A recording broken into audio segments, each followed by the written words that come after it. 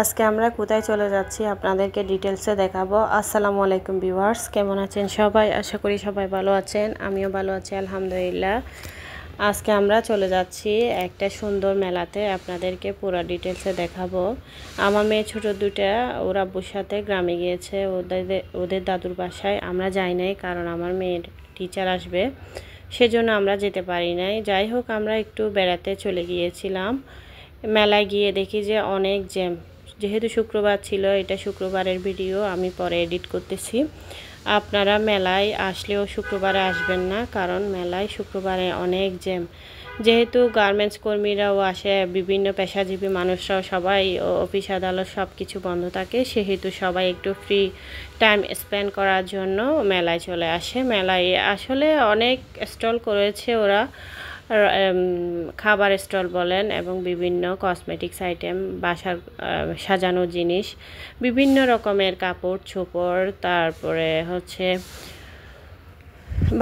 বাচ্চাদের বিনোদনের জন্য খেলনা জিনিস এবং নাগরদোলা, রেলগাড়ি, অনেক কিছু আইটেম এরা অ্যারেঞ্জ করেছে। পাপোশগুলো অনেক সুন্দর ছিল, আর ঘর সাজানো জিনিসগুলো আমার বেসিক্যালি সুন্দর বেশি লেগেছে।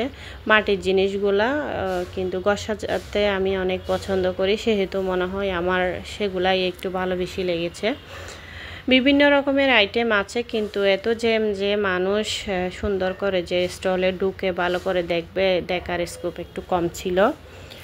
এই আর কি, বাচ্চাদের বিনোদনের জায়গাগুলো মোটামুটি ফ্রি ছিল। আইসক্রিম খেয়েছি, প্রচুর গরম ছিল, যার কারণে গিয়ে আমরা আইসক্রিম খেয়েছি আগে।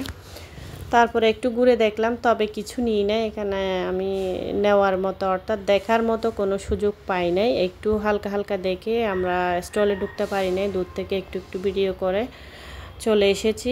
ওখানে যেহেতু প্রচুর জ্যাম, আমরা ফিনলেতে চলে আসলাম। ফিনলের পাশে লোকেশনটা বলে দিই, এই মেলাটা হচ্ছে ফিনলের পাশে, চট্টগ্রাম ফিনলের পাশেই বিপ্লব উদ্যান।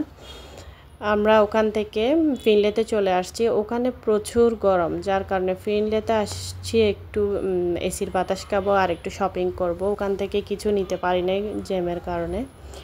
মেয়ের জন্য কিছু টুকিটাকি কসমেটিক্স আইটেম, ওর জুয়েলারি আইটেম, আর হচ্ছে বোরকা আর টুকিটাকি জিনিস কিনেছি।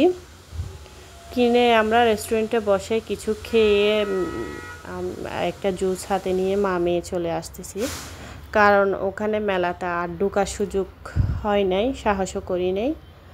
অনেক জ্যামের কারণে আর মেয়ে নিয়ে গেছি, সেহেতু এত গ্যাদারিংয়ে ঢোকা সুযোগ হয় নাই। বাহির থেকে একটু দেখে আমরা মা মেয়ে চলে আসলাম আবার রিক্সা নিয়ে, কারণ মেলা থেকে আমার বাসা তেমন দূরে নয়। আমরাও যাওয়ার সময়ও রিক্সা নিয়ে চলে গিয়েছিলাম, আসার সময় রিক্সা নিয়ে চলে এসেছি। রিক্সা ভাড়া দ্বিগুণ করে ফেলছে, কারণ বৃষ্টি পড়ছিল। এদিকে বৃষ্টি, এদিকে মেলা, সেহেতু রিক্সাওয়ালাও ভাড়া বাড়ায় ফেলেছে।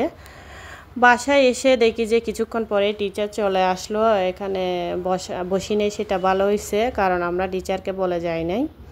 এই টিচারের জন্য আমরা গ্রামে যাই নাই। যাই হোক না কেন, একটা দিন, সপ্তাহে 4 দিন পড়ায়, আপনি যদি একটা দিন মিস যায় সেটা অনেক কিছু হয়ে যায়, সেই জন্য যেতে পারি না।